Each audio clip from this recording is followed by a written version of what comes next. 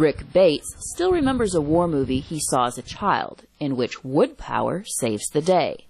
The hero in that movie escaped from the invading Japanese forces by putting a wood gas powered engine back in a school bus and escaping with a busload of orphans in a bus powered by coconut shells.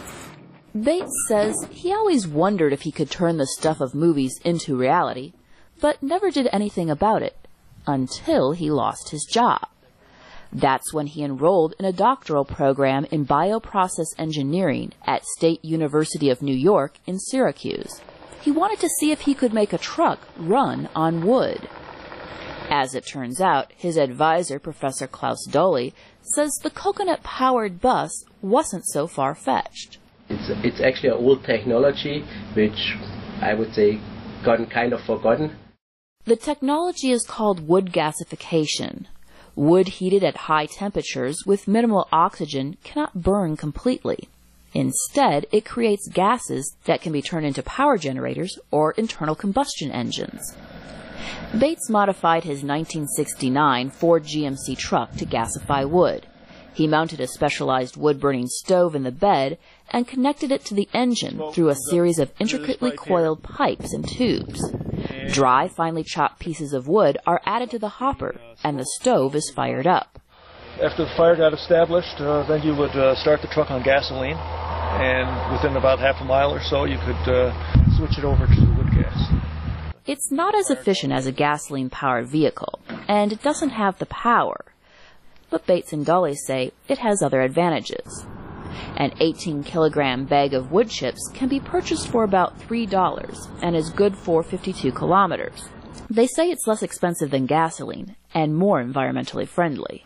You can grow a tree in 30 years versus your fossil fuel, which took 200 or 300 million years to form the carbon fuel.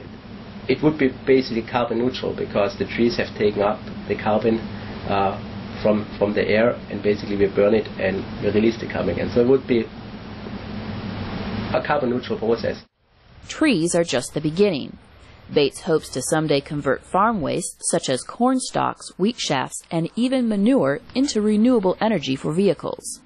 I think it would be impractical to expect to power a very large percentage of engines and applications that presently use petroleum on wood. But for areas of the country or the world that right now have a surplus of woody type fuel, wood gas offers a good alternative. Bates says the wood gas system can be hooked up to a car or even a motorcycle connected to a trailer, and could work especially well in the developing world and rural areas.